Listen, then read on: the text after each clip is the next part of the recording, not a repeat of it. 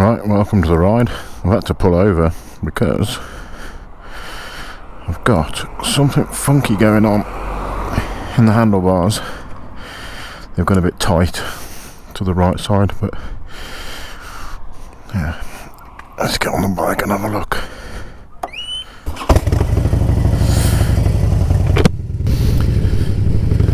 In this vlog I just want to talk to you guys really about what I've got planned for 2026. I sat down on the laptop the other day having a look through what's going on in the Harley Davidson community, in the Harley Davidson world. I like the long distance stuff. I'm not going to lie, that is my favourite kind of stuff. You know, I will go to bike nights throughout the year, local ones, and especially the ones around North Wales and the Lake District and places like that. But the long distance stuff is what I do. That's really why I started this channel, so I could start vlogging the long distance riding that I do and make them into little mini series sort of thing. So yeah, keep tuned for that because I'll have plenty to go on it. But right now we need to go and get some fuel. Yeah, we'll start the discussions with everything from, obviously, like I say, the long distance travelling, long distance riding, what you need for it, moto camping. I'm going to do a lot of moto camping, as I've said in previous videos. You know, I absolutely love that kind of stuff. I love being in the great outdoors. My partner Emily, she likes being on the great outdoors too. So you'll see plenty of that.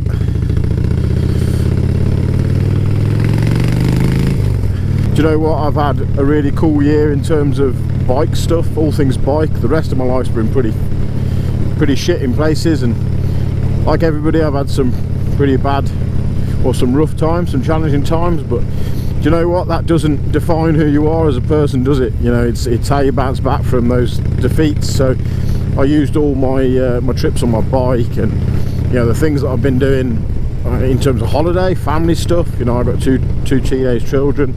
You know, and I've had a lot of fun as well as a lot of bleak times. So I want to try and mirror that for 2026 in terms of riding and how much riding I actually do. I want to do plenty of riding. Right, let's get some fuel.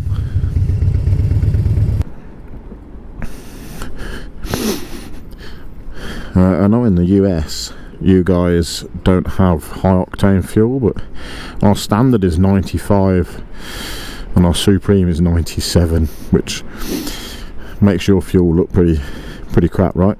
But we do pay an absolute fortune for it. So yeah, I know you guys don't spend anywhere near as much on fuel as we do. We spend a pretty penny. I mean, it's, what's that? So if I pick up 95 works fine for me. All this jargon about premium fuel is fuel. I don't think any of these big companies really care too much. So this is £1.35.9 per litre. That's a lot of money, really, when you think about it. So my bike's completely empty, so right now it's like £8, £9. It'll probably take about £15-16, I would say, something like that. But yeah, £1.35 a litre. I know in most parts of America you're paying gallons, right? Priced on the gallon, but here in the UK it's on the litre. So that's why not many of us drive big gas guzzling cars. It's not that we don't want to, because I know a lot of people do, but the fuel costs are absolutely insane. I like to fill it all the way up because it's more time riding, isn't it? So £16.63.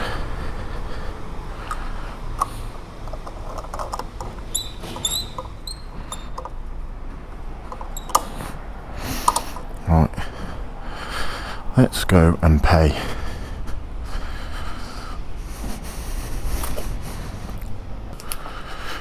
Number one, please. £16.63, please.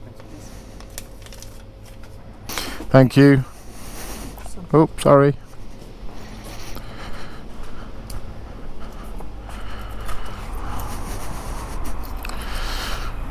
Right, let's go for this little Raz. This little drive around. Yeah, let me check my pressure in my tyre. Completely forgot to do that. So let's do that now. Bad bike owner. I should have done this probably a few weeks ago, but there we have it. I didn't, so what?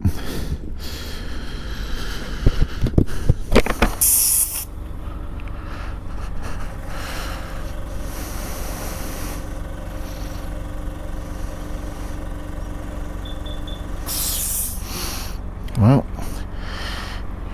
definitely isn't the air in the tyre. It just feels a bit notchy, but you know, this is why I'm going to put the bike on the ramp for a few weeks in the winter and get everything done. So during that I'll show you fork seals and changing your fluid in your forks and servicing your bike. I suppose that's a good place to start with what we're doing on this ride. So yeah, I mean the bike stuff,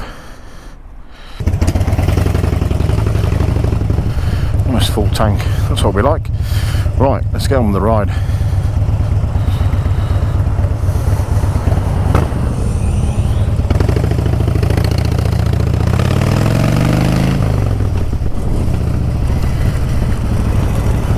Yeah, shout at me because I cut in between cars, so what?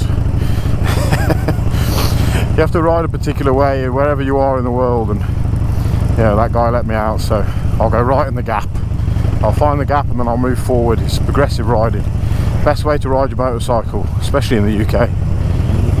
And yeah, so the garage stuff. So obviously the handlebars, they feel a little bit notchy today. Not unrideable, don't get me wrong. They're not unrideable by any stretch of the imagination. Let me just shut my lid because you might be able to hear me better.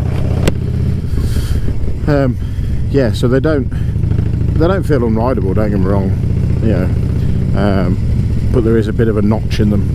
I'm a bit particular about things like that. I suppose it's because I'm a mechanic and I notice these things. But yeah, so in the garage we're going to be working on this dyno. We're going to do loads of stuff to it. So we'll start with that. We'll start with fork seals and racers. We'll do overall all those. Service it because it hasn't had a service since I got back from Europe.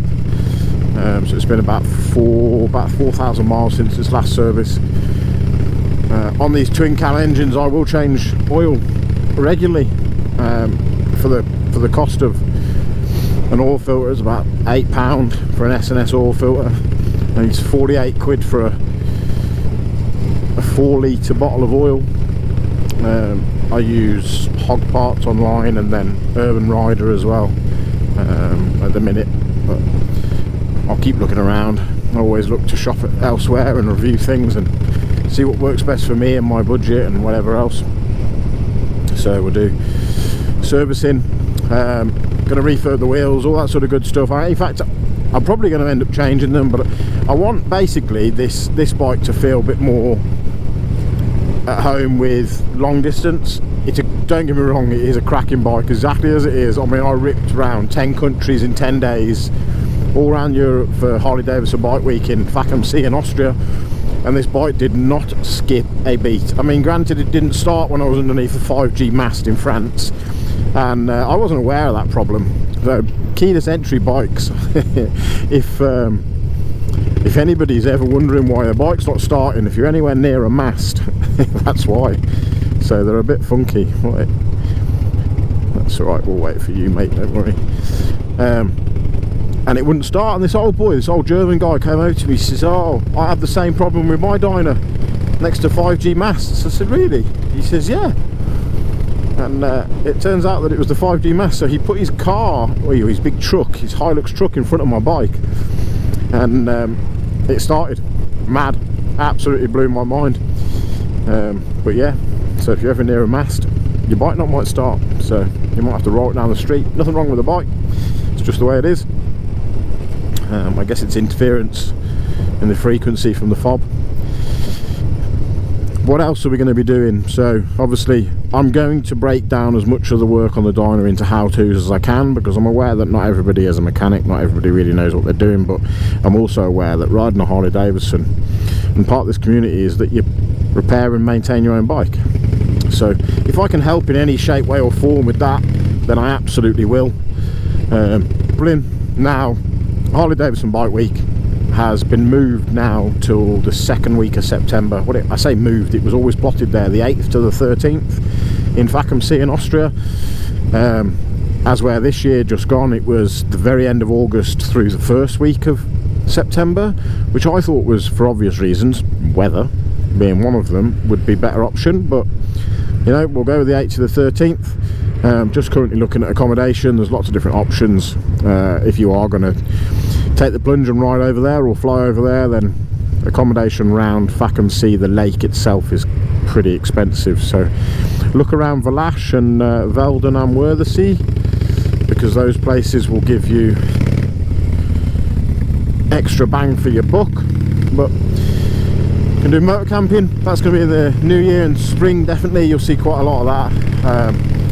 And then I'm going on holiday with my partner to Montenegro at the end of April. I think end of April? No, the end of May, sorry. That we're going to fly for that. So I will do some vlogs out there. It might not be bike related, but I'm going to try and rent a bike out there. So there probably will be a Montenegro. What's it like to ride in Montenegro? I've never been to Montenegro. It's next to Bosnia. I'm down that way in Eastern Europe. So if you swam from Italy across the water, you would get into Montenegro. Never been there, so if you've been there before, give me a shout in the comments. Was it nice? What should I look out for? That would definitely help any sort of advantages I've got before I get there, because I like to have a little look around and do a bit of the tourist stuff, but I also like to chill too. But that was a nice surprise from my partner. She's booked that while that sun is bright.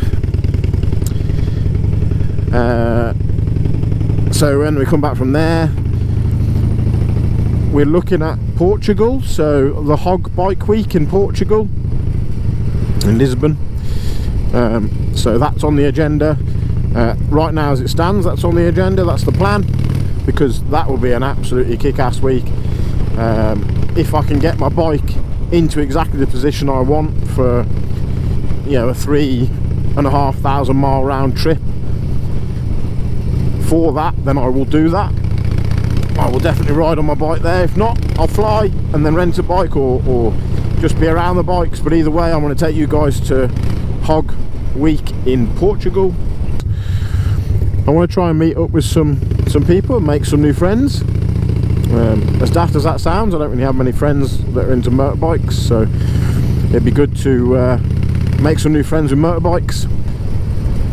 And then the summer, well, there's a load of bashes in the UK. I want to try and get to some of those, the seaside ones, and you know, but I will spend as much time as I can down in Europe. I think people misunderestimate just how cost effective it actually is if you just take your own vehicle. You know, book a ferry now for like summertime, it's like £70 return. If you use the right equivalents like Skyscanner, so like ferry scanners and things like that in Google, you will find the bargains out there, but you might just have to ride through the night to cross at night time to get the cheaper deals. And then what? It's fuel. Take a tent, go camping, live outdoors, yeah, go and experience it, because that's what I'm going to do, and I'll show you. And like I always bash on about on this channel, and I always will continue to bash on about, is it can be cost effective, sorry. You know, you don't have to spend an absolute whirlwind amount of money to go out and enjoy the big wide world in your motorcycle and really enjoy yourself. So yeah, obviously autumn time we've got Harley Davidson Bike Week. I'm not missing that. It's an absolutely epic week. It's really cool. I've never been to anything like that until I went to it this year. You know, I can't fault it. I really can't fault it. What a great weekend. You can go on the Wednesday. It's Wednesday to Sunday. Yeah, but the weekend it really comes alive. It's brilliant. Can't fault it at all. And then obviously we're going to autumn time again. And who knows what will happen come autumn. You know what I'll do then, because I probably not going to overhaul the bike again. I'll do the usual winter maintenance, but maybe I can save up and get a road glide. I would like a road glide, not to be a fanboy, but just the practicalities of it, because I have massive ambitions for this channel, and I am an extremely spontaneous guy, so a road glide is obviously much more comfortable and more ready for the longer journeys. But keep it cool, keep it chopper, keep it dyno, keep it whatever, I don't mind. I've got 2 wheels, I'm going to go out and ride them. So that's my rundown really of what 2026 is going to look like. What are you guys got planned? So drop it down in the comments, let me know. You know, have you got any spots, any recommendations, anything in Europe, or anywhere really. You know, drop all your ideas and suggestions down, because you know I might be able to get out there, you never know. But it'd be interesting to know what you guys are doing as well. If you're coming out of winter, let's say you don't ride in the winter, and you know that is the best time, isn't it, when you're coming into spring and you think, I can get back on my bike, you know. I know that riding in the winter is not for everybody, and it isn't for everybody. It doesn't mind me, well, I don't mind it, sorry, but yeah, I won't ride in ridiculous conditions through the winter, you know, because more than anything it's dangerous, right? If you are absolutely soaked and freezing cold, waterproofs or no waterproofs, if you're soaked and freezing cold, you will switch off. I don't care what anybody says, so that's dangerous, right? And obviously the darker it is, the less likely you are to be seen, all that sort of good stuff. But having said that, you know, I do like a day like this. I mean, clear blue skies, sun's setting now, absolutely top-notch stuff. This is my kind of winter ride, you know. And don't get me wrong, I've got layers on. I have got under layers on, base layers. I've got essentially motorcycle leggings on underneath my jeans. I've got my Doc Martens on because they're sturdy. I like riding in my Doc Martens, and they keep my feet warm. So yeah, anyway guys, I will take you for a little rip now through, this is the Cannock Chase in Staffordshire. I'll take you for a little rip and yeah, enjoy this bit of footage for this nice winter ride, and I'll catch you on the next one.